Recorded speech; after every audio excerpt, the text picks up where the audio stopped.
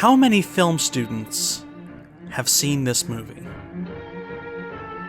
Since it hit the first movie theaters a little over a century ago, how many students have been taught to admire the editing, admire the scale, admire the nail-biting final chase scene, where a white family is beset on all sides by bestial black soldiers, played by white actors in blackface, to be saved at the last second by the film's heroes, the Knights of the Ku Klux Klan. The standard story goes that Birth of a Nation was also the birth of the feature film, that it set the standards of Hollywood filmmaking, Hollywood storytelling, for the coming century. This film, which depicts Black America as an existential threat to white America, where a black man, played by a white actor, attempts to rape a white woman and drives her to suicide, where this same black man is lynched by white men in white hoods, which is framed as heroic. This film, which inspired a reinvigorated Ku Klux Klan and led to countless lynchings of black Americans in real life. This film is required viewing. David Wark Griffith's 3-hour epic looms large in film history. It may seem like trying to teach that history without Birth of a Nation is futile. But what if we try? Is it possible to rewrite film history? First, a disclaimer.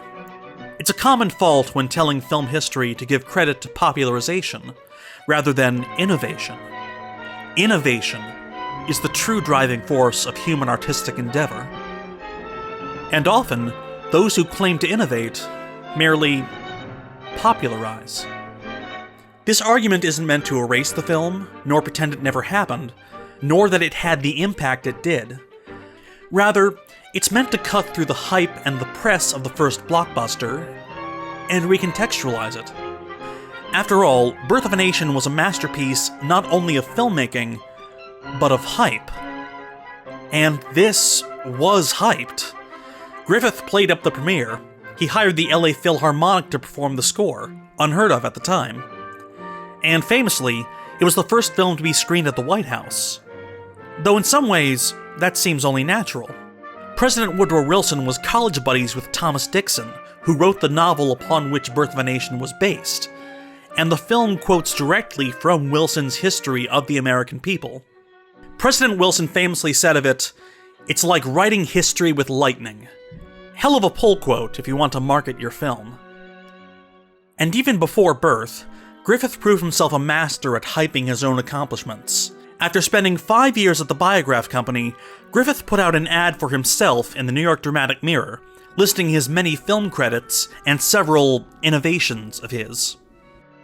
Included in the innovations which he introduced and which are now generally followed by the most advanced producers are the large or close-up figures, distant views as represented first in Ramona, the switchback, sustained suspense, the fade-out, and restraint in expression, raising motion picture acting to the higher plane which has won for it recognition as a genuine art. There's plenty in here that's exaggerated, especially that part about the close-up. It's shockingly difficult to scan through Griffith's early work and come up with a single close-up. Edison shot what we might call a close-up here, but credit for the close-up should really go to George Albert Smith, who used this shot of a kitten to contrast with the wider view in 1903.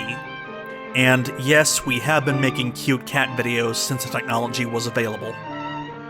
The switchback, or more commonly called cross-cutting, usually gets attributed to Edwin S. Porter, who experimented with cutting from the interior action of this rescue scene to its exterior action.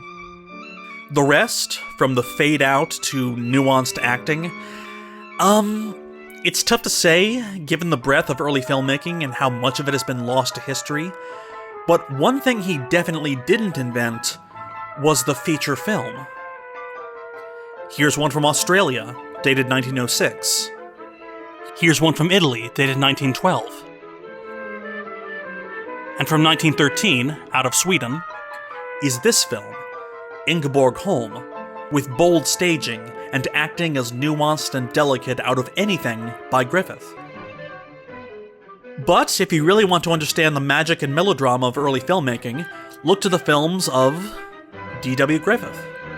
Not the big, dumb, racist action flicks, the shorter, sleeker one-reelers that Griffith made for Biograph. These quick melodramas display as much, if not more innovations, than his more famous 3-hour hate crime. Sure, there's plenty of Civil War apologia on there, but if you're curious, watch The Musketeers of Pig Alley, a proto-gangster film. Or watch A Corner in Wheat, which, like Birth of a Nation, has parallel action and storytelling, but without bringing all the lines of action together by the end. But it does end with a millionaire being buried in wheat, so that's cool. These were the two films that my graduate program screened for us. And arguably, it's this period of Griffith's career which was truly worthy of study. This is the period in which narrative film really began to take shape. All Birth of a Nation did, cinematically speaking, was take those same techniques and give them a big budget with a cast of thousands. Admittedly, it's tough to talk about other directors of the time simply because so much work from that era has been lost. The work of directors, men, women, countless films made outside of the Hollywood system, simply lost to time. And even that which survives is often overlooked, so we miss out on gems like Cabiria, or the films of this woman, Lois Weber. How often do you hear film teachers gush about her wildly inventive shot composition, or her pioneering use of the split screen? But no, we all tend to focus on Griffith. And so Griffith's work survives. And of course, Birth of a Nation survives. It was a huge hit, after all. And a huge controversy. The earliest incarnation of the NAACP led boycotts against the film. A Boston publisher named William Monroe Trotter led the charge, forming some of America's first mass acts of civil disobedience against the film, demanding tickets to see it in areas where it wouldn't be shown to non-white audiences. In the history of American film, Trotter, much more than Griffith, deserves to have his name praised. As does Oscar Micheaux, the director of the earliest surviving film by an African American, Within Our Gates, itself a direct response to Birth of a Nation, the first shove in a long artistic pushback against glorified hatred. A pushback that we've been pushing for over a century.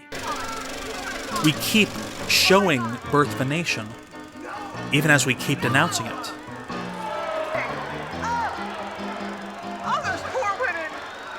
And here is why you should watch it. It's easy to forget, or rather, hard to remember, that in 1915, the version of history displayed in Birth of a Nation was accepted fact for white Americans, North and South.